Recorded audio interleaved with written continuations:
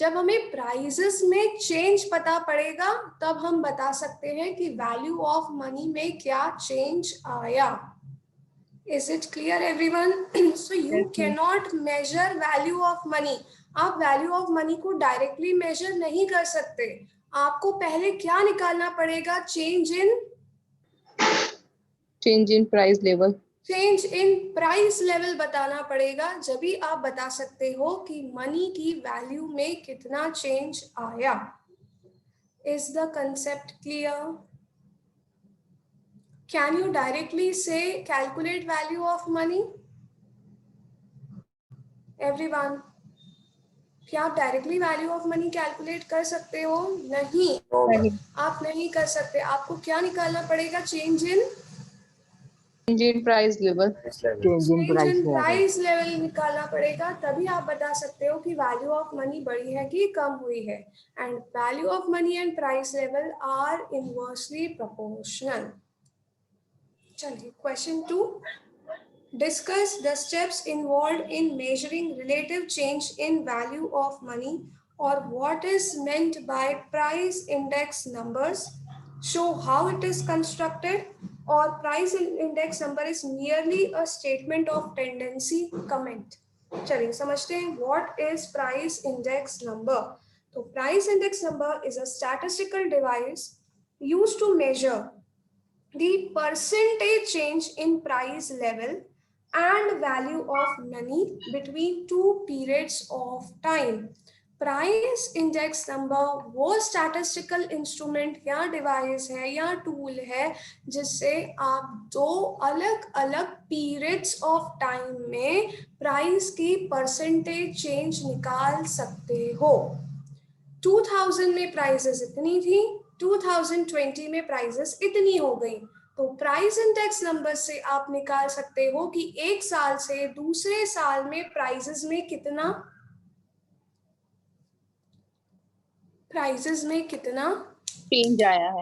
Change आया है. Price में चेंज पता पड़ेगा तो खुद ब खुद वैल्यू ऑफ मनी भी पता पड़ जाएगी. अंडरस्टूड और not? Yes, ma'am. Everyone, what is price index number? Price index number is a statistical tool to measure change in what? Price percentage.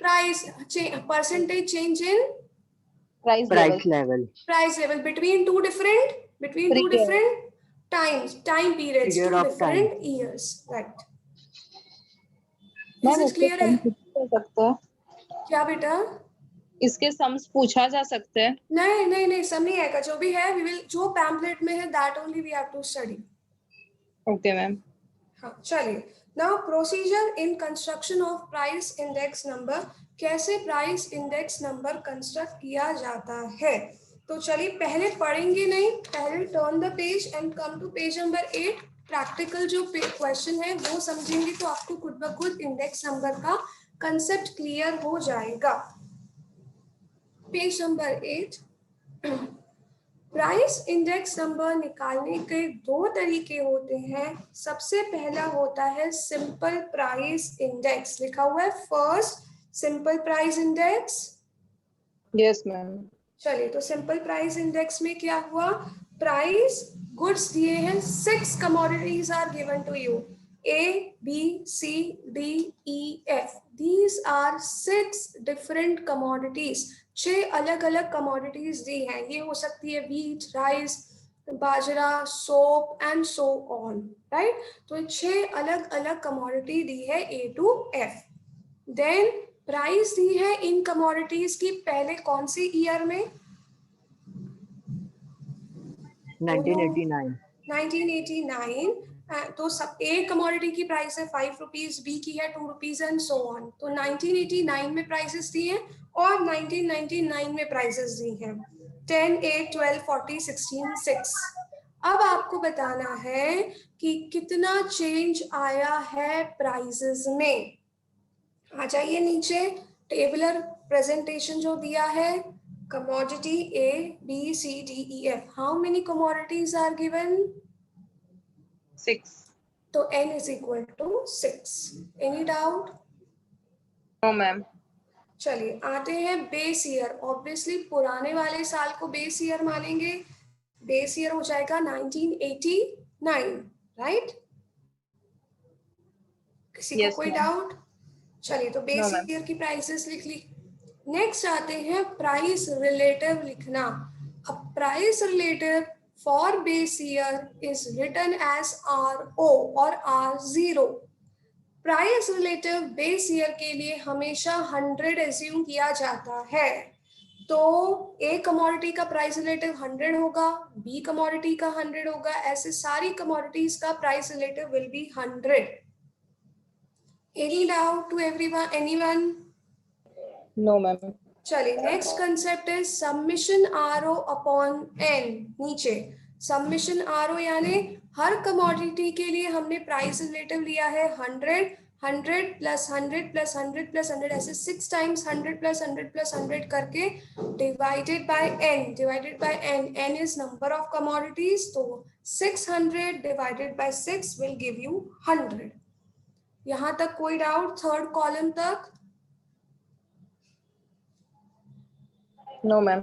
बाकी बच्चों को? तो price relative for base year is assumed to be 100.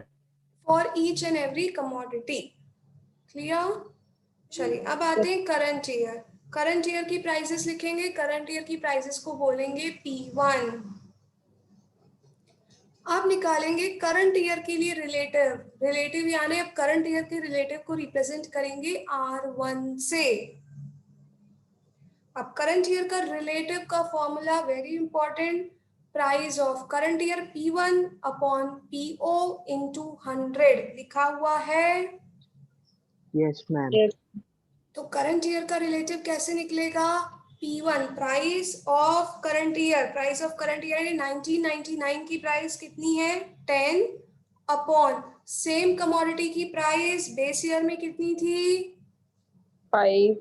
5 into 100, तो आया 200। चलिए B commodity के लिए बताइए, price of current year is how much? 8. 8 price of base year is 2. Into 100, 400। ऐसे सारी कमोडिटी के रिलेटिव निकाले। सेम कंसेप्ट, सबमिशन R1, सारे रिलेटिव्स को क्या करना है? Total Plus. करना है। प्लस कर दिया तो total is coming 1800 divided by n. n is the number of commodities. So number of commodities is 6. So 1800 divided by 6 is giving you how much? 300 300. Now you see how you calculate index number या how to assume कि कितना change हुआ है। बताइए जो final third column है base year के लिए answer was coming 100 and for current year relative divided by n is coming 300. This shows prices have increased by 3 times. Prices have become thrice, right? Price 3 गुना हो गई है। Base year के 1989 के comparison में 1999 में prices have become thrice. Clear? Yes और no? चलिए तो लेट्स रिवाइज। तो relative for base year for every commodity is assumed to be 100. 100. Summation R upon N. N. बाकी क्यों? हाँ, summation RO upon N, तो it is coming 600 divided by 6, it is 100. छोड़ दो ऐसे ही उसको। फिर करंट ईयर की प्राइसेस लिखना है P1। करंट ईयर के लिए relative will be R1। How to calculate relative for current year? P1 upon P0 into 0 into 100. P1 upon P0 या PO into 100। सारे रिलेटिव्स का क्या करना है? total करके instead of y. Total. Summation total करना है। Divided by again what? Summation R upon N. number of commodities. number of commodities. Yes, so it is coming 300. Now you need to compare with the base year. Base year's answer was 100. Current year's answer is 300. You tell me price have become Price. Price increased by Price और 200%. हाँ 200 से बढ़ी यानी 3 गुना बढ़ गई, 100 से 300 आई यानी 3 times price बढ़ गई। नाउ लिसन केयरफुली, हमें तो प्राइसेस से मतलब नहीं है, हमारा main motive is to calculate value of money. How to calculate value of money? You know, when prices increase, value of money is equal to 1 upon P. तो value of money will be 3 times prices बढ़ी है, तो value of money has become just opposite. Upon में ले आओ, value of money is 1/3. Value of money is decreased, that is has become कितनी 1/3, क्योंकि prices बढ़ रही हैं तो value of money decreasing. तो value of money कैसे calculate करेंगे? Price have become thrice, so value of money has become 3rd. 1/3 तो 1/3 का परसेंट निकालेंगे, 1/3 into 100 तो it will come 33.33%. So value of money has increased or decreased? Decrease. सब लोग value of money बढ़ा कि कम हुआ? कम हुआ। कम हुआ, क्योंकि prices thrice हो गई, बढ़ गई, तो value of money कम हो गई। कम हो गई। तो कैसे निकालेंगे value of money? Price thrice बढ़ गई 3 times, तो value of money is inversely proportional, that means value of money is equal to 1/3. Now if you want to calculate the percentage, so value of money का percentage is 1/3 into 100, that will give you 33.33%. This shows value of money has decreased and become 33.33%. Got it? Yes, ma'am. Weighted method भी एक बार discuss कर लेते हैं। Weighted price index page number 9। हाँ बेटा। Ma'am ये सब तो नहीं आएंगे ना एग्जाम में? नहीं सब नहीं आएंगे, बस प्राइस रिलेटिव का फॉर्मूला पता होना चाहिए। रिलेटिव कैसे कैलकुलेट करते हैं? P1/PO into 100। बट कभी ये जरूर पूछा जा सकता है, if price index of the base year was 100 and current year is 300, what is the current value of money? 1/3, क्योंकि प्राइसेस थ्राइस हो गई तो वैल्यू ऑफ मनी 1/3 हो जाएगी। कंसेप्ट क्लियर है? कंसेप्ट पे क्वेश्चन आएगा, कैलकुलेशन नहीं होगा पर कंसेप्ट पे पूछ सकते हैं। आ जाइए, वेटेड प्राइस इंडेक्स मेथड देख लेते हैं, हाउ टू कैलकुलेट। देखिए अगेन सारी कमोडिटीज लिख ली, A to F, price of base year PO लिख लिया, relative of base year for every commodity is assumed to be relative of 100. base year, every commodity is assumed to be 100, so RO is 100 100 100 100 100. Yes, now weight is what? According to the importance, every commodity is given weight. अब जैसे wheat is very important commodity, so its weight is 6. Rice उससे थोड़ा कम important है, its weight is given 5. Milk is again उससे थोड़ा कम important 4. तो according to importance, generally according to importance weight is given. तो हर कमोडिटी को, क्योंकि हर कमोडिटी इक्वली इम्पोर्टेंट नहीं है, तो every commodity is given weight. Now next is multiply RO into weight. RO into weight, clear? RO into W. RO is 100 into 6 600, 100 into 5 500 and so on.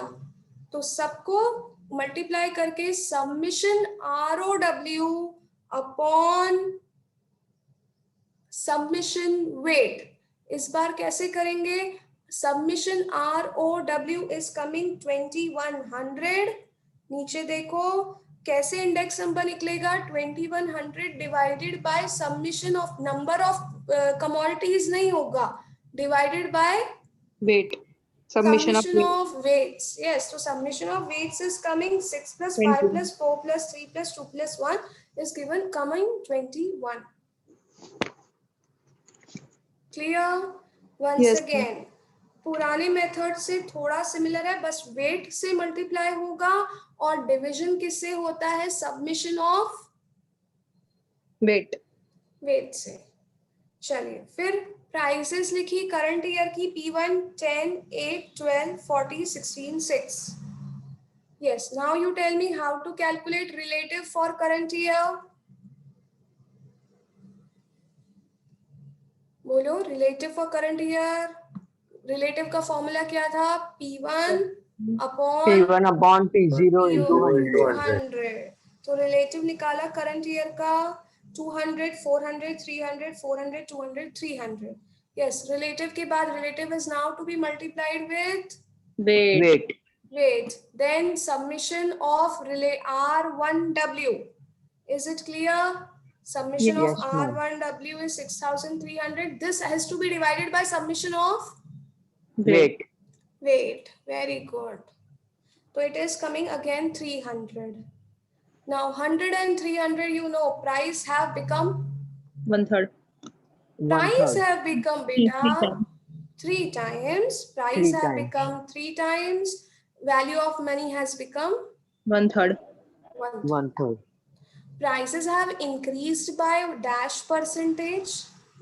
33.33%. 33.33%. बच्चा ध्यान से सुनो, prices have increased by dash percentage.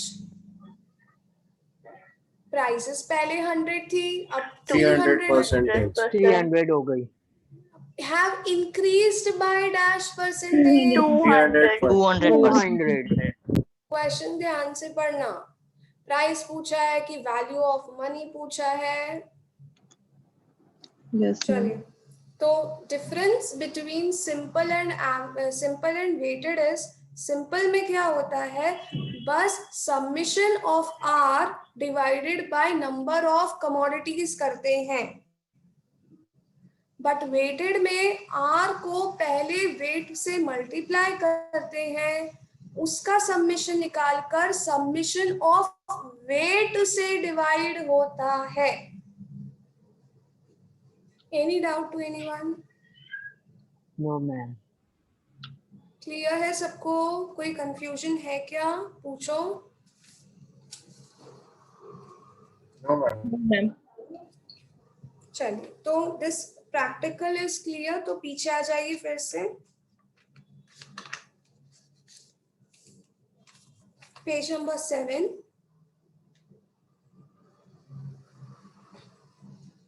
Procedure for construction of price index numbers. Price index numbers कैसे construct किए जाते हैं? सबसे पहला, choice of index number. There are many types of price index numbers, जैसे general purpose index, wholesale price index, retail price index. From this choice of index number should be made. यानी ये जो prices लेते हैं commodities की, वो wholesale price लेनी है कि रिटेल प्राइस लेनी है, इसका डिसीजन लेना पड़ता है. समझ में आया? चॉइस ऑफ इंडेक्स नंबर यानी जो कमोडिटीज हैं आपको उनकी प्राइसेस लेनी है, तो प्राइसेस को मैन्युफैक्चरिंग प्राइसेस लेनी है कि होलसेल लेनी है कि रिटेल लेनी है, ये डिसीजन लेना पड़ता है.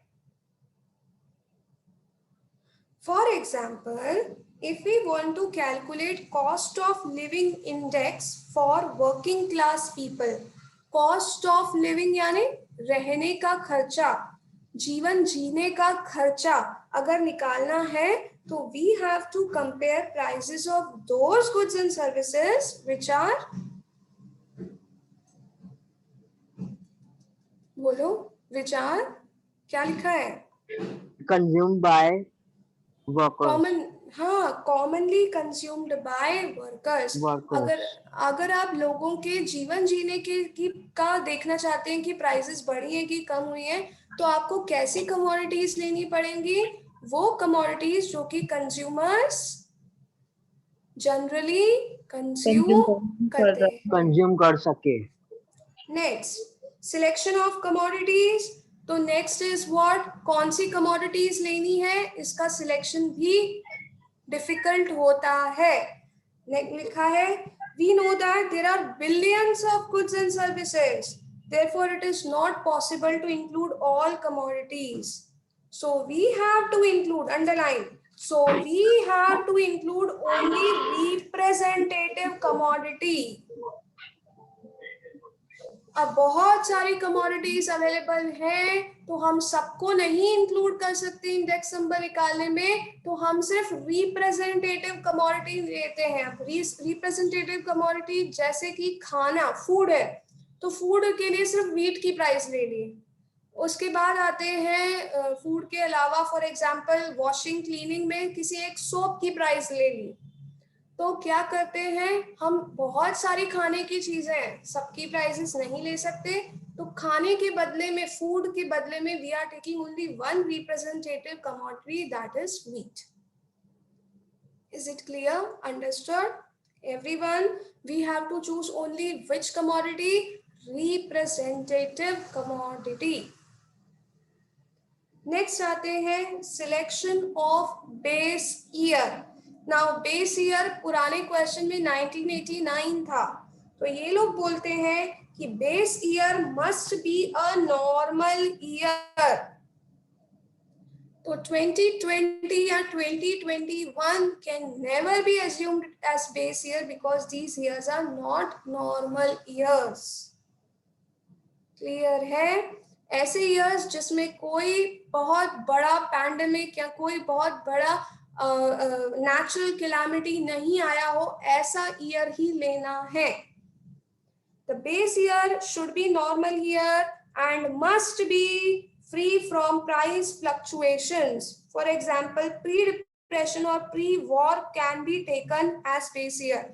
वॉर वाला ईयर भी नहीं लेना है, वॉर के पहले वाला ईयर ले सकते हो।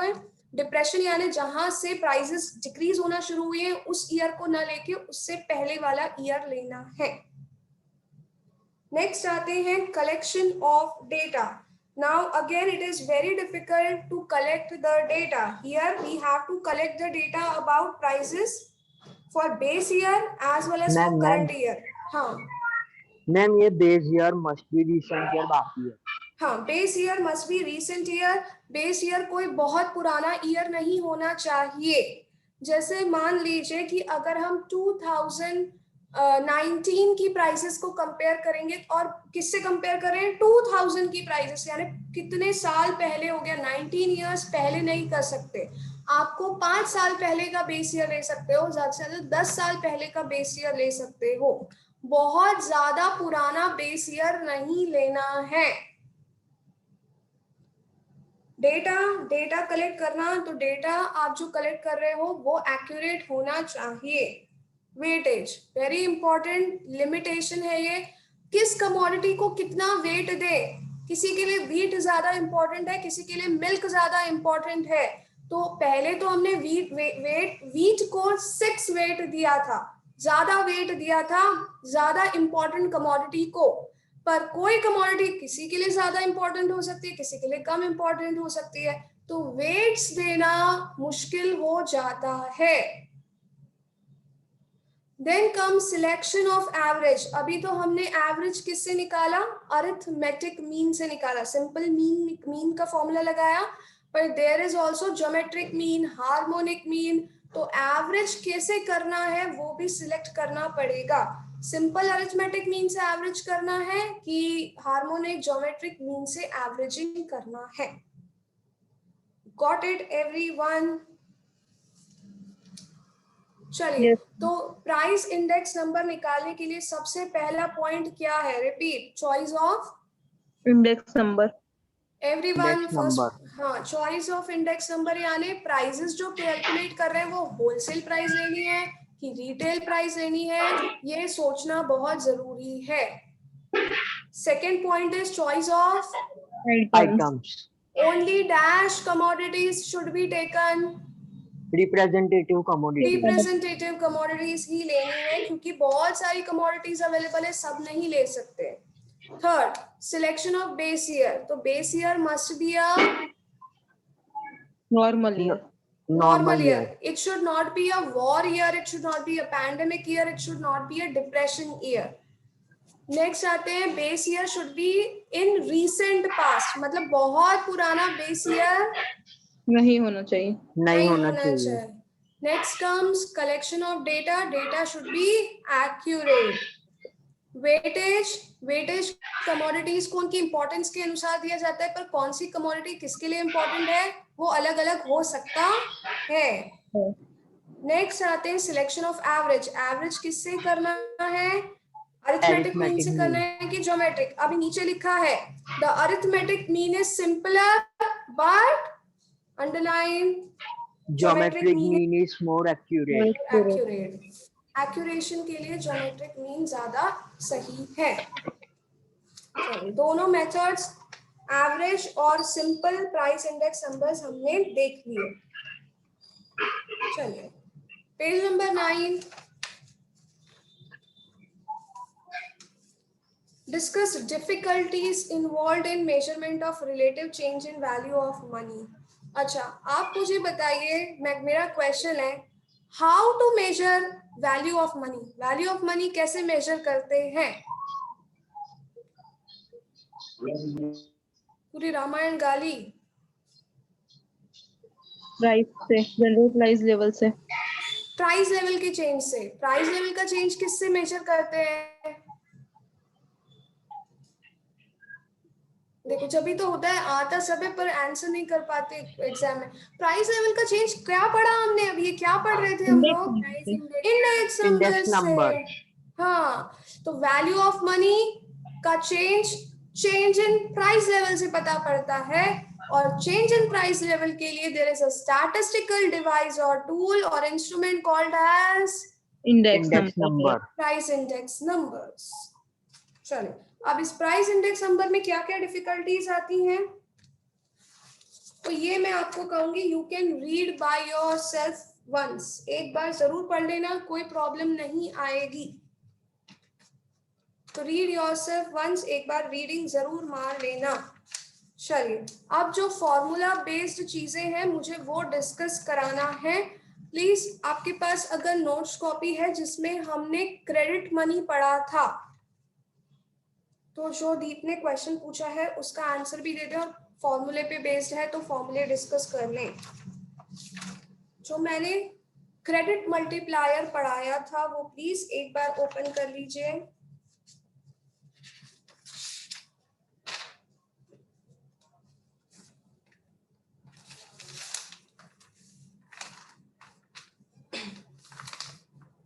चलिए स्टार्ट करते हैं. कहाँ से था क्रेडिट मनी, वहां से शुरू कीजिए. सपोज कुछ एजम्पशंस लिए थे. प्लीज एनीवन मेरे लिए पढ़िए आप.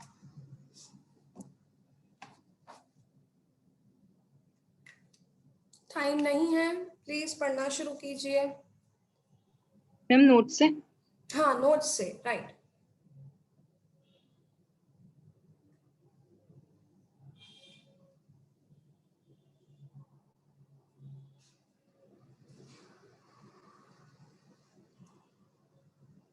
है कॉपीज में?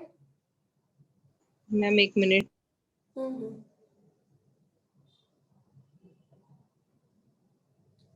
Credit money I had explained.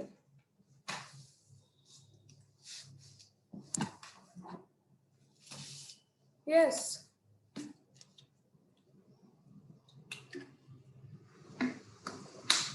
Nobody has written. ऐसे कैसे? मैंने खुद लिखवाया है भाई.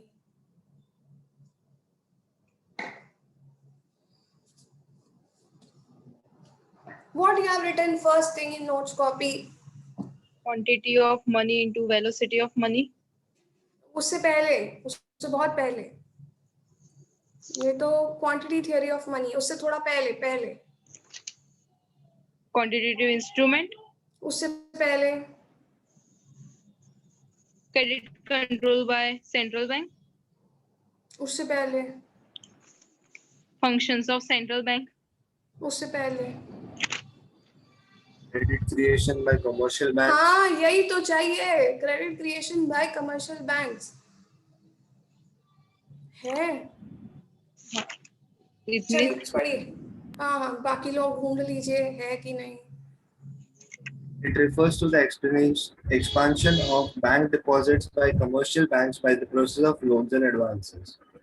Credit Assumptions. क्रिएशन का मतलब क्या होता है कि कैसे डिपॉजिट्स से, थोड़े से डिपॉजिट से कमर्शियल बैंक बहुत सारा लोन बांट देती है। चलिए assumptions first. There is well-developed banking system. well-developed banking system in the economy. हाँ, बैंक पूरी इकोनॉमी में बहुत सारी बैंक्स हैं। चलिए नेक्स्ट।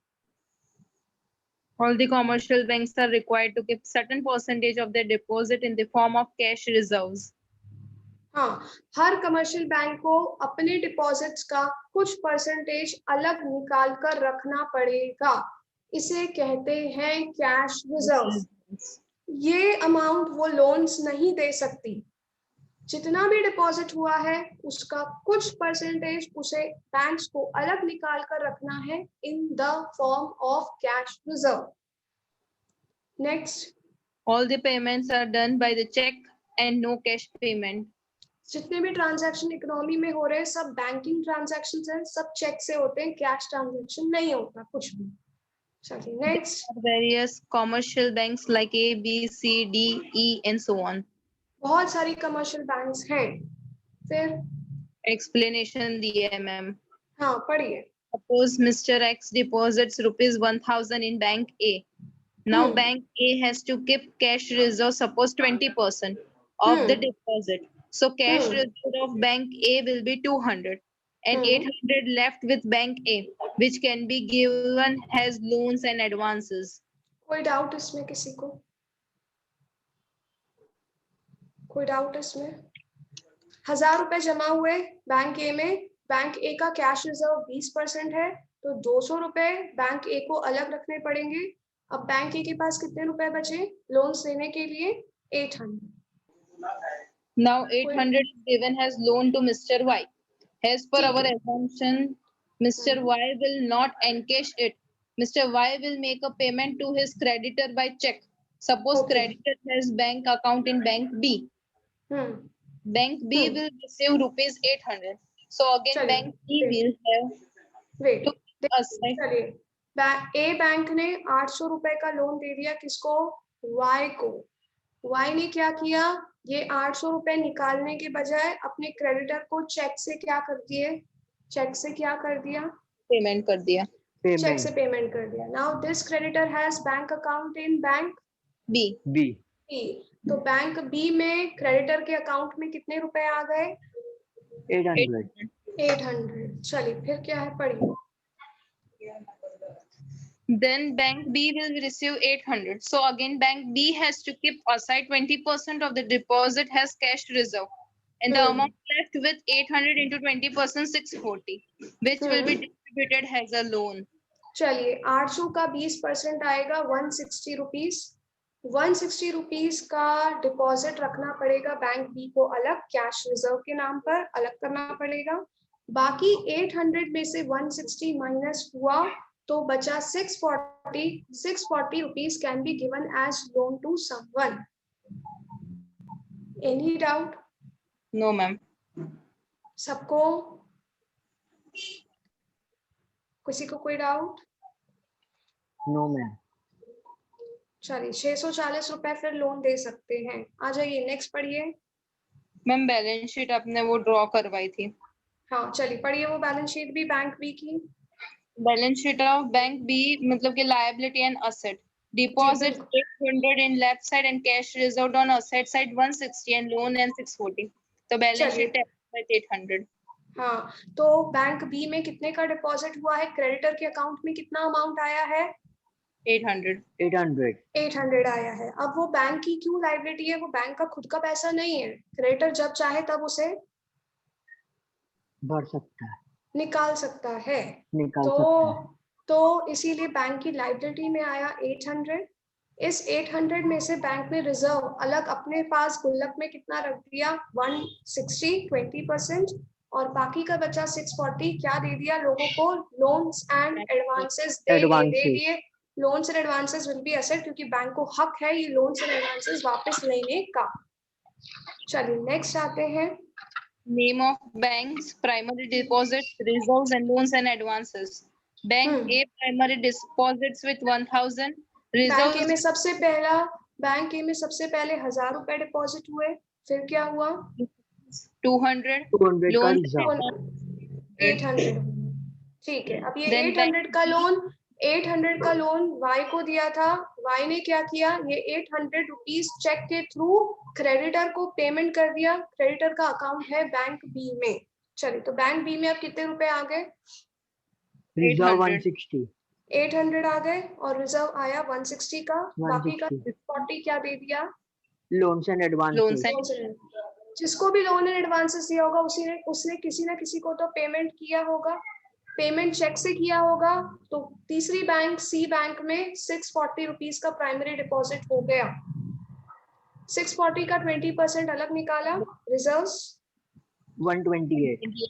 एंड बाकी का बचा हुआ दे दिया in the form of. Loans and advances. जिसको भी लोन दिया होगा उसने ये पैसे किसी ना किसी को तो पेमेंट किए होंगे. पे किए होंगे चेक से. तो फिर से किसी के बैंक अकाउंट में पैसे आए होंगे. तो वापस से डी बैंक में पैसे आ गए. कितने आए पैसे? 500. 102. पैसे कितने आए बेटा? 512. 512. फिर 512 का इस बैंक ने क्या किया? 20% reserve रखा 102 हाँ 102 रिजर्व and रख दिया. 410 has distributed advances. Loans and advances. चलिए ये प्रोसेस तब तक चलेगा जब तक. पढ़िए नीचे अब कुछ लिखा होगा. This process continues process- till interest become equal to initial deposit. So वापस credit पढ़िए. This process continue still. Very important point. Credit creation का प्रोसेस कब तक कंटिन्यू होता है? बोलिए. जब तक initial मतलब कि become equal to initial deposit. What become equal to initial deposit? Reserves become equal to initial deposits. Cash reserves का टोटल जब तक इनिशियल डिपॉजिट यानी 1000 के बराबर नहीं हो जाता तब तक ये प्रोसेस ऐसे ही कंटिन्यू रहता है. क्लियर यहाँ पे सबको? Yes ma'am. चलिए आगे बढ़िए. So credit multiplier is equal to 1 upon cash reserve ratio is equal Yes, to now very important. Very important. यही पे क्वेश्चन का आंसर आ गया आपका. Credit multiplier is equal to 1 upon cash reserve ratio. तो क्रेडिट मल्टीप्लायर यहाँ पे कितना है? Credit multiplier equal to 1 upon cash reserve ratio was 20%. तो 1 upon 20 upon 100. Point out 1 upon 20 upon 100. तो 100 ऊपर चला जाएगा, आ जाएगा 100 अपॉन 20. तो 100 upon 20 is equal to 5 5 times. times. 5 times. अब पढ़िए नीचे क्या लिखा है. So by ₹1,000 initial deposit, bank has created total deposit of ₹5,000. That is 1,000 into 5 times. Yes. तो अगर इनिशियल डिपॉजिट 1000 था तो कितने का टोटल लोन्स एंड एडवांसेस दिए जा सकते हैं? तो 5000 के दिए जा सकते हैं. कैसे? पहले तो आपको क्रेडिट मल्टीप्लायर का फॉर्मूला आना चाहिए. Credit multiplier is equal to 1 upon 1 cash upon cash reserve ratio.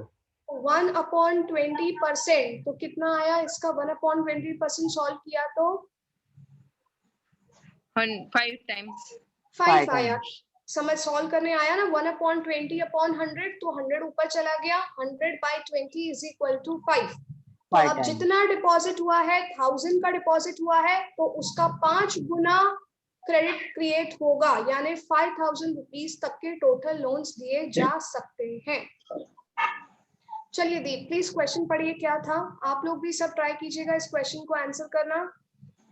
If the initial deposit is rupees 50,000 and cash reserve ratio is 30%, find out credit multiplier.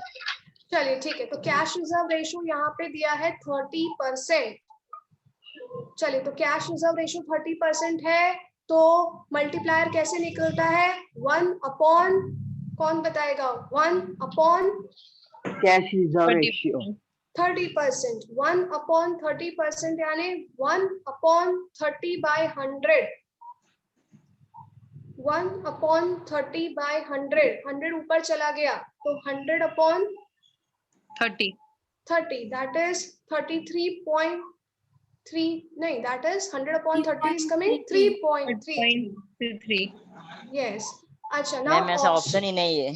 अरे रुको ना बेटा, रुको. इनिशियल डिपॉजिट 50,000 है, हाँ, तो 50,000 इंटू कितना मनी क्रिएट हो गया? 3.33. 33. हाँ, बताओ क्या आ रहा है? 1,66,500. अब आप ऑप्शंस बोलिए दीप, क्या है? बेटा अनम्यूट हो, पहले अनम्यूट करो. हाँ मैम ऑप्शन A है 2.60, B 2.33, C 2.25, D 2. No, this is not matching only, कहीं से कहीं तक मैच नहीं हो रहा है.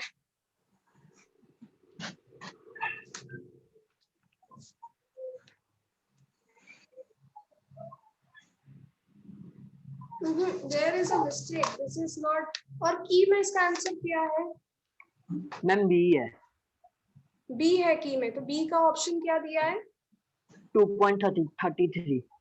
2.33 नहीं, this is wrong, it is 3.33. Misprint है.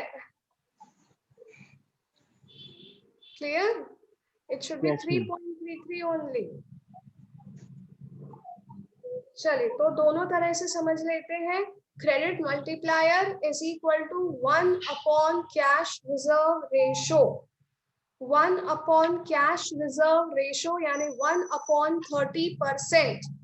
1 अपॉन 30% से 1 अपॉन 30/100, 30/100. 100 ऊपर चला गया, 100/30 विल गिव यू 3.33. 3.33. तो ये हो गया मल्टीप्लायर. और अगर हम देखें टोटल कितना क्रिएशन हुआ है, तो क्या करेंगे? इनिशियल डिपॉजिट कितना था? 50,000. 50,000 इंटू 3.33. तो टोटल लोन्स एंड एडवांसेस हो जाएंगे 50,000 इंटू 3.33, विच किसी ने बताया 1,66,000 something. 66,500. 500. This will be the total deposits. Any doubt? No, ma'am. सबको क्लियर है कंसेप्ट? वो मिसप्रिंटेड, शुड बी 3.33 नॉट 2.33. चलिए नेक्स्ट पढ़िए आगे, क्या लिखा था उसके बाद?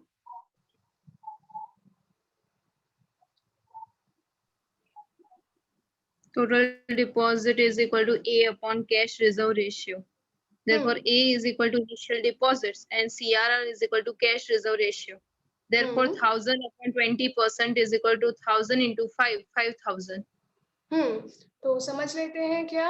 अगर टोटल डिपॉजिट, या तो आप कैसे कैलकुलेट करेंगे? क्रेडिट मल्टीप्लायर निकालकर इनिशियल डिपॉजिट को मल्टीप्लाई कर दीजिए, जैसे कि अभी हमने किया. क्रेडिट मल्टीप्लायर निकाला 3.33 और इनिशियल डिपॉजिट 50,000 को उससे मल्टीप्लाई कर दिया. या फिर आप दूसरा फॉर्मूला लगा सकते हो, initial deposit upon cash reserve ratio. Initial deposit अगर लेते हैं 50,000 upon cash reserve ratio, cash reserve ratio is 30%. तो initial deposit 50,000 upon cash reserve ratio 30/100. 100 ऊपर चला जाएगा, दैट विल बी 3.33. तो सेम बात हुई, 50,000 into 3.33, that will be same 1,66,500. समझ में आया कि नहीं आया? कहने का मतलब क्या? या तो आप क्या कीजिए, क्रेडिट मल्टीप्लायर से डिपॉजिट ढूंढना है. हाँ, इनिशियल डिपॉजिट से मल्टीप्लाई कर दीजिए. या फिर आप जो ये फॉर्मूला दिया है, initial deposit upon cash reserve ratio, ये लगाएंगे. बात एक ही है. और total deposit is equal to A upon 1 minus R.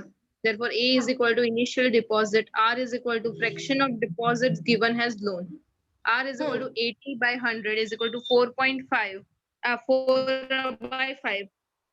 Therefore, 1,000 upon 1 minus 4/5 is equal to 1,000 upon 5 minus 4 upon 5. 1,000 upon 1/5. Therefore, 1,000 into 5 is equal to 5,000.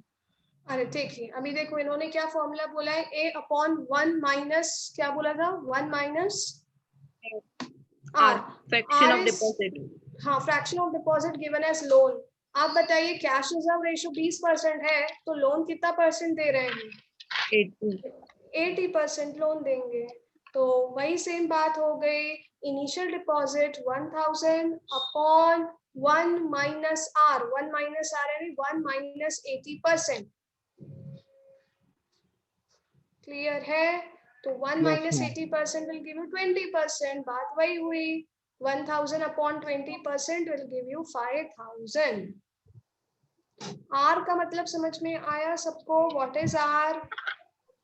Fraction of deposit given as loan. तो ये कैसे पता पड़ेगा? जितना सीआरआर है, CRR कितना बनाया? 20%, तो लोन कितना परसेंट बांटा? 80%. 80%। चलिए अभी दो कंसेप्ट नीचे और लिखे होंगे, primary deposit and derivative deposit. That is also important from MCQ point. What is primary deposit and what is derivative deposit? When a person deposits certain sum of money in bank, it is called primary deposit. जब पहली बार कोई person कुछ पैसा bank में deposit करता है वो primary deposit है, राइट? तो हमारे केस में सुनिए इधर ध्यान से, जो हमने कॉपी में एग्जांपल लिखा है, सबसे पहले बंदे ए ने पैसा जमा किया था बैंक में, तो प्राइमरी डिपॉजिट बैंक में कितना हुआ था? कितना पैसा बैंक ए में सबसे पहले डिपॉजिट हुआ? कितना हुआ था? 1000 रुपीज। यस, तो 1000 इज द प्राइमरी डिपॉजिट। फिर पढ़िए आगे क्या बोला है? Derivative deposit. Derivative deposit is When banks grant the loan to a person, they do not hand over the amount in cash, rather open that person's account and credit the loan amount in the bank account. This is also called secondary deposit. Okay. तो derivative deposit और secondary deposit क्या होता है, और इसका formula भी book में है, हमने कॉपी में नहीं लिखा है तो वो भी लिख लेते हैं।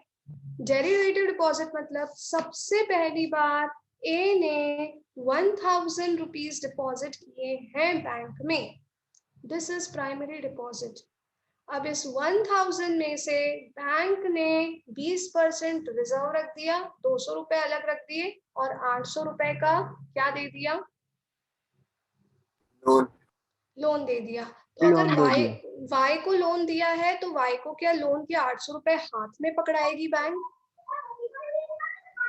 वो अकाउंट उसमें क्रेडिट करेगी, उसके अकाउंट में पैसा डालेगी, उसका अकाउंट खोलेगी और उसके अकाउंट में लोन का अमाउंट डालेगी। तो जब बैंक किसी के अकाउंट खोलकर उसमें लोन का अमाउंट देती है उसको कि ये लो लोन, हम तुम्हें लोन दे रहे हैं, ले लो, कैश में लोन नहीं देंगे, किसमें लोन देते हैं? पर्सन का क्या खोलकर? अकाउंट खोलकर बैंक में लोन दिया जाता है। तो that is called as derivative deposit. Concept is clear और नॉट? यस और नो? Yes ma'am. वापस से बताइए प्राइमरी डिपॉजिट क्या हुआ, आप लोग बताइए।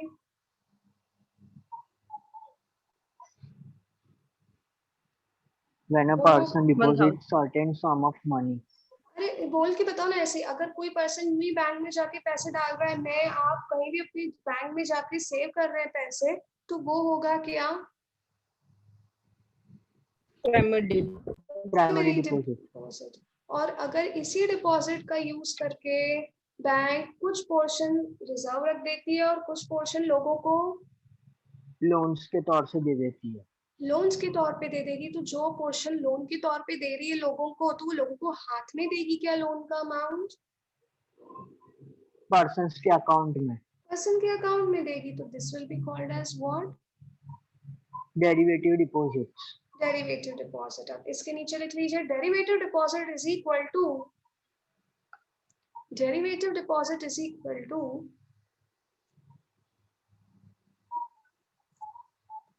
total deposit minus primary deposit. Total deposit minus primary deposit.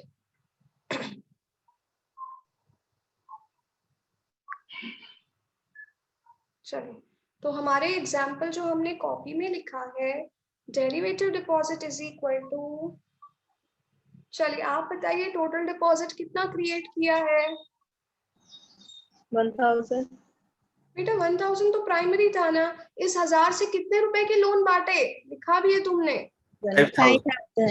5000, तो 5000 माइनस प्राइमरी 1000. डिपॉजिट क्या है? 1000. इनिशियल डिपॉजिट कितना हुआ था? 1000. 1000. तो डेरिवेटिव डिपॉजिट कितना आया? 4000. 4000. किसी भी बच्चे को डाउट कि टोटल डिपॉजिट कैसे कैलकुलेट करते हैं? Total Yes, ma'am. Deposit calculate करने के लिए टोटल डिपॉजिट कैसे कैलकुलेट करेंगे? पहले क्रेडिट मल्टीप्लायर निकालेंगे. क्रेडिट मल्टीप्लायर कैसे आता है? 1 अपॉन, बोलिए एवरीवन. R. नहीं, Cash credit reserve ratio. reserve ratio. 1 upon Cash cash reserve ratio. Reserve ratio. तो 1 अपॉन 20 बाई 100, 100 बाई 20 कितना आया? 5. 5. तो टोटल डिपॉजिट निकालने के लिए इनिशियल डिपॉजिट कितना था? 1000 1000 multiply multiply by 5. 5. How much it is coming? 5,000. 5000. 5000. So this is the what? Total deposit minus Primary deposit. Primary deposit. Initial A ने कितना अमाउंट डाला था? 1000. 1000. तो 1000. ये हो गया 5000 minus 1000. So derivative deposit comes to be 4000. 4000. यानी 4000 रुपए के लोन बांट कर बैंक ने ये पैसे लोगों को हाथ में नहीं दिए हैं, उनके अकाउंट खोलकर उनके अकाउंट्स में डाले हैं. Is it clear to everyone? Yes, ma'am. Right, so it should be on your fingertips. Credit multiplier formula. 1 upon CRR.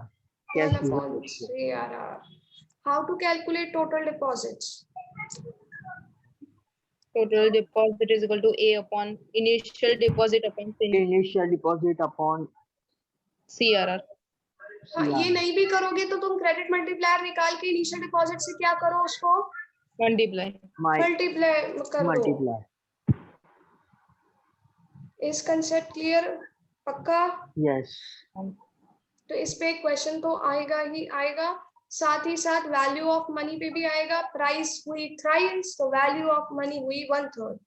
Price कितने से बढ़ी, कितने से कम हुई? प्राइस और value of money have dash relationship. Inverse. Inverse. Inversely. अब इसके बाद अगर हम देखें तो व्हाट इज क्रेडिट कंट्रोल, आपके नोट्स में है चीजें सिंप्लीफाइड. जो चीजें नोट्स में लिखवाई है उन्हें नोट्स से ही पढ़िए. इसके अलावा इम्पोर्टेंट है credit control by central bank. Credit control by central bank important है. Quantitative instruments, qualitative instruments, yes पढ़ा है कि नहीं? Yes. Yes, ma'am. एक कॉपी में bank rate, Bank rate, open market operations. और legal reserve ratio, legal reserve requirement है copies में. Yes, so now each and everything is covered. Ma'am अब हाँ बेटा बोलो. मैम ये वाला आपका जो लेक्चर था ना वो मेरा मिस हो गया था एंड रिकॉर्डिंग थी नहीं उसकी, तो लाइक मेरी इनकम्प्लीट. कौन सा वाला? Quantitative instrument onwards. Quantitative instrument. अच्छा, इसके बाद कोई लेक्चर है? नहीं. नहीं है? No ma'am. Okay, No, ma'am. चलिए तो एक बार ये क्वांटिटेटिव इंस्ट्रूमेंट्स भी डिस्कस कर लेते हैं. अच्छा है बोल दिया. चलिए क्वांटिटेटिव इंस्ट्रूमेंट्स पढ़िए नोट्स में. वो instruments which affect the supply of money in entire economy. ऐसे इंस्ट्रूमेंट्स जो मनी के फ्लो को पूरी इकोनॉमी में अफेक्ट करते हैं उन्हें हम कहते हैं क्वांटिटेटिव इंस्ट्रूमेंट. पेज पलट रहा है यश। क्या हुआ, नहीं मिल रहा क्या कॉपी में? It refers हाँ to सर the मिल रहा है। हाँ हाँ, तुम लोग कितनी जल्दी भूल जाते हो, मुझे ऐसा लगा याद होगा क्वांटिटेटिव इंस्ट्रूमेंट कौन से थे। नहीं यार, ठीक है चलो सॉरी। हाँ, तो क्वांटिटेटिव इंस्ट्रूमेंट सबसे पहला इंस्ट्रूमेंट है bank rate. Bank rate. एक तो पता नहीं वीडियो ऑफ करके व्हाट आई डू। हाँ, बैंक रेट, यस। तो बैंक रेट क्या होता है? वो रेट जिस पर Bank lend करती है money. बैंक Commercial देती है, हाँ yes Khushboo, you can become a teacher. Yes, bank देती है money, bank central bank loan देती है कमर्शियल बैंक्स को। वो रेट जिस पर who gives loan to वो who? rate central bank gives loans to commercial bank as a lender of last resort. हाँ, सेंट्रल बैंक देती है लोन कमर्शियल बैंक्स को। अब सेंट्रल बैंक अगर लोन देगी कमर्शियल बैंक को और वो रेट बढ़ा देगी, तो कमर्शियल बैंक भी जो आम जनता को इंटरेस्ट पे लोन दे रही, लोन पे जो इंटरेस्ट है वो क्या हो जाएगा? Increase हो जाएगा. इंक्रीज हो जाएगा। तो इन्फ्लेशन में क्या होता है? Inflation is a situation when there is lot of money in the market. जब मार्केट में बहुत पैसा है, पैसे को मार्केट में और नहीं लाना है, लोन्स नहीं देने हैं, तब क्या होता है? बैंक रेट बढ़ा दिया जाता है। Inflation starts with I and increase starts with I. Inflation, bank rate is Increase. Increase. तो अगर बैंक रेट इन्फ्लेशन में बढ़ा दिया जाएगा, सेंट्रल बैंक ज्यादा इंटरेस्ट लेगी कमर्शियल बैंक से, तो कमर्शियल बैंक भी आम जनता से लोन पर ज्यादा इंटरेस्ट लेगी। तो इन्फ्लेशन में लोगों को, इन्फ्लेशन की सिचुएशन में अब इंटरेस्ट बढ़ गया तो क्या लोग लोन लेंगे? No, avoid करेंगे. अवॉइड करेंगे, यस। अगर लोग लोन्स अवॉइड करेंगे तो क्या होगा? इन्फ्लेशन और बढ़ेगा नहीं, कंट्रोल में ही रहेगा। चलिए, नाउ डिप्रेशन या डिफ्लेशन आप बताइए। D, deflation starts with D and decrease also starts with D. Deflation में बैंक रेट कम हो कम हो जाएगा। जाता है. तो अगर सेंट्रल बैंक कम इंटरेस्ट लेगी कमर्शियल बैंक से, तो कमर्शियल बैंक भी आम जनता से लोन पर इंटरेस्ट कम कम ले लेगी. तो लोग लोन ज्यादा लेंगे कि कम लेंगे? ज्यादा। ज्यादा लेंगे. ज्यादा लेंगे, क्योंकि इंटरेस्ट कम हो गया। अरे इतने सस्ते में लोन मिल रहा है, इतना कम इंटरेस्ट देना पड़ेगा, चलो लोन ले लेते हैं। तो लोग लोन ज्यादा लेंगे। लोग लोन ज्यादा लेंगे तो डिफ्लेशन वो सिचुएशन होती है जब लोगों के पास पैसा नहीं होता. नहीं होता। लोन्स लेंगे तो पैसा आएगा. आएगा। तो आएगा। Clear? Bank rate. Yes ma'am. चलिए नेक्स्ट आते हैं open market operations, OMO। Now what is open market operations? ध्यान से समझना। ओपन मार्केट ऑपरेशंस में central bank comes out with its schemes. Central bank अपनी स्कीम्स निकालती है, अपने बॉन्ड्स निकालती है, जिसमें वो लोगों को इन्फ्लुएंस करती है कि आओ हमारी स्कीम में पैसा इन्वेस्ट करो. इन्वेस्ट करो। कमर्शियल बैंक को भी इन्फ्लुएंस करती है कि कमर्शियल बैंक भी सेंट्रल बैंक की स्कीम में पैसा इन्वेस्ट करे। तो जब इन्फ्लेशन है, मार्केट में बहुत पैसा है, इस पैसे को क्या करना है? कम करना है. तो central bank start selling it's schemes, start selling it's securities. Central bank अपनी सिक्योरिटी मार्केट में बेचना शुरू करती है। हाँ भाई, मैं देखूंगी, हाँ नई स्कीम आई है सेंट्रल बैंक की, बहुत पैसा सिक्योर्ड है, रिस्क भी नहीं है, मैं क्या करूंगी? अपना पैसा सेंट्रल बैंक की सिक्योरिटीज में इन्वेस्ट। हाँ, तो Invest. मेरा पैसा मेरे पास से निकल के किसके पास चला गया? गवर्नमेंट गवर्नमेंट या सेंट्रल बैंक के पास चला गया। कमर्शियल बैंक भी अगर सेंट्रल बैंक की सिक्योरिटी में इन्वेस्ट करती है, तो कमर्शियल बैंक के पास भी पैसा निकल कर कहाँ चला गया? सेंट्रल बैंक के पास चला गया। तो इन्फ्लेशन कम हो गया, लोगों के पास पैसा कम हो गया. कम हो गया है। तो इन्फ्लेशन के टाइम पे central bank sells its securities, बेचेगी, तभी लोग वो सिक्योरिटी खरीदेंगे, बॉन्ड्स खरीदेंगे और अपना पैसा स्कीम में, सिक्योरिटी में इन्वेस्ट करेंगे। लोगों के पास से पैसा कम हो जाएगा। जाएगा।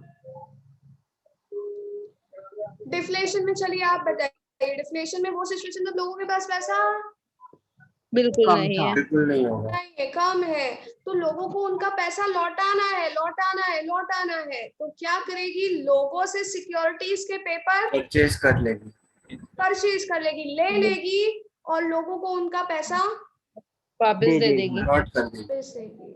तो लोगों से सिक्योरिटीज के डॉक्यूमेंट्स, बॉन्ड्स के डॉक्यूमेंट्स ले लेना, यानी सिक्योरिटीज लोगों से खरीद लेना और बदले में लोगों को उनका पैसा वापस दे देना। वापस दे देना। तो डिफ्लेशन में central bank dash securities from general public and commercial bank purchase. Purchase concept clear? Yes ma'am. चलिए, तो इसी बात पे एक चीज मिस आउट हो गई थी। Come to the pamphlet, page number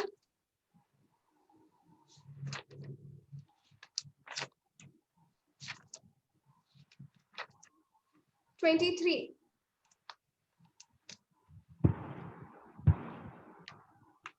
Superiority of open market operations over bank rate। कैसे OMO बैंक रेट से ज्यादा सुपीरियर है?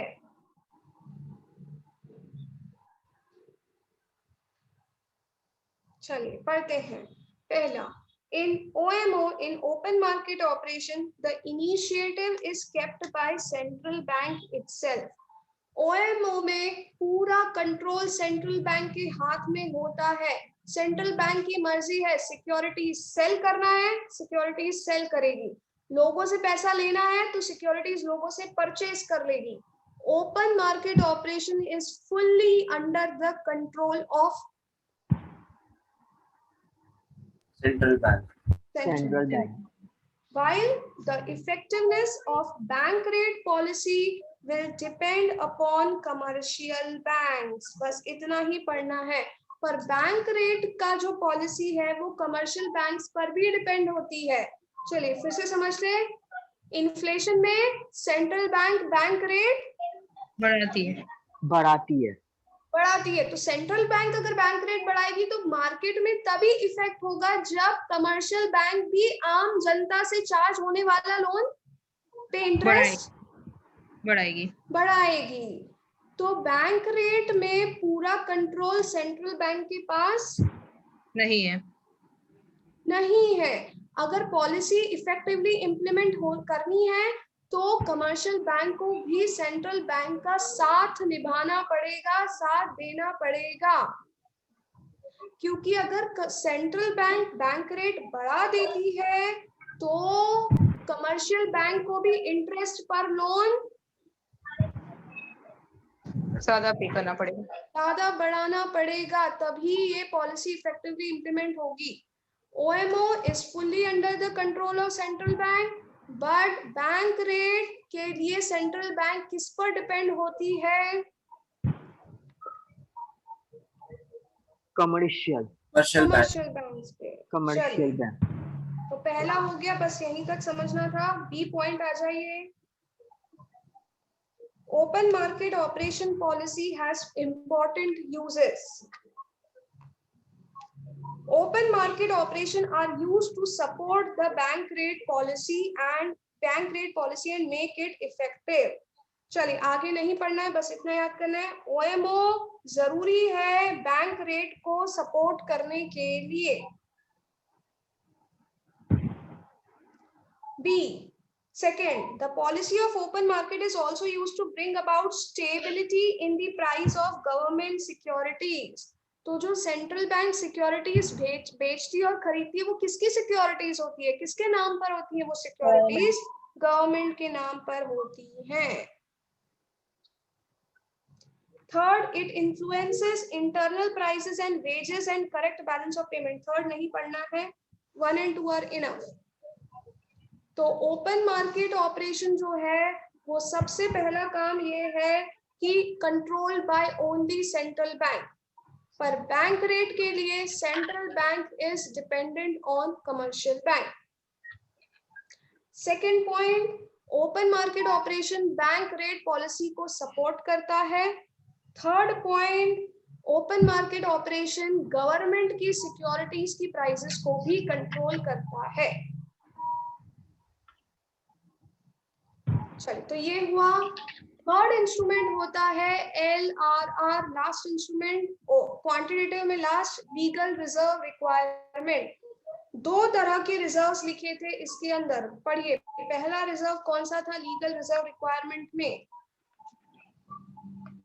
Cash reserve cash reserve ratio. Cash reserve ratio यानी डिपॉजिट्स का कुछ परसेंटेज कमर्शियल बैंक को सेंट्रल बैंक के पास रखना पड़ेगा। जो भी डिपॉजिट आता है कमर्शियल बैंक के पास, उसका कुछ परसेंटेज उसे किसके पास रखना पड़ेगा? सेंट्रल बैंक के पास। अगर ज्यादा सेंट्रल बैंक के पास रखेंगे, CRR बढ़ा देंगे, तो लोन्स इकोनॉमी में कम हो जाएगा। कम हो जाएंगे। क्यों कम हो जाएंगे? क्योंकि अगर ज्यादा अमाउंट सेंट्रल बैंक के पास रखेंगे तो कमर्शियल बैंक के पास लोन देने के लिए पैसा, कमर्शियल बैंक के पास लोन देने के लिए पैसा नहीं होगा, कम होगा। कम हो जाएगा। क्लियर? कोई डाउट? अब बताइए, कैश रिजर्व रेशो अगर कम कर दिया तो क्या होगा? लोन्स के लिए पैसा ज्यादा होगा बैंक के पास, तो लोन ज्यादा देंगे बैंक्स। यस, क्योंकि कैश रिजर्व रेशो अगर कम कर दिया तो कमर्शियल बैंक को RBI के पास डिपॉजिट कम रखना पड़ेगा और खुद के पास पैसा ज्यादा रहेगा लोन्स देने के लिए। इन्फ्लेशन में increase, I for inflation, I for increase. Inflation में CRR इंक्रीजेस, डिफ्लेशन में CRR decreases. SLR, statutory liquid ratio. Statutory liquid ratio भी अपने डिपॉजिट का कुछ परसेंटेज जो कमर्शियल बैंक को सेंट्रल बैंक के पास नहीं रखना है, कमर्शियल बैंक को खुद के पास रखना है। Keep it with itself in the form of liquid assets. अपने डिपॉजिट का कुछ परसेंटेज जो कमर्शियल बैंक को अपने पास रखना है। अगर अपने पास भी ज्यादा रखेंगे तो लोन कम दे पाएंगे। क्लियर? तो इन्फ्लेशन में SLR ऑल्सो इंक्रीजेस। क्यों इंक्रीजेस? क्लियर है? क्योंकि उसमें पैसे नहीं दे सकते इसलिए। इन्फ्लेशन में ऑलरेडी लोगों के पास बहुत पैसा है, तो हमें लोन ज्यादा नहीं देना है। नहीं देना है। तो रिजर्व SLR को क्या कर दिया जाता है? इंक्रीज कर दिया जाता है। अगर ज्यादा रिजर्व खुद के पास रखेंगे तो लोन देने के लिए पैसा क्या हो जाएगा? कम हो जाएगा। चलिए, तो ये थे क्वांटिटेटिव इंस्ट्रूमेंट्स।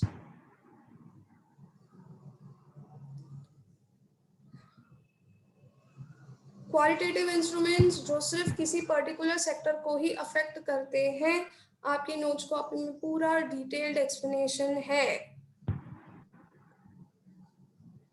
आफ्टर दिस जो इम्पोर्टेंट पॉइंट है वो है quantity theory of money, 2 different versions. Page number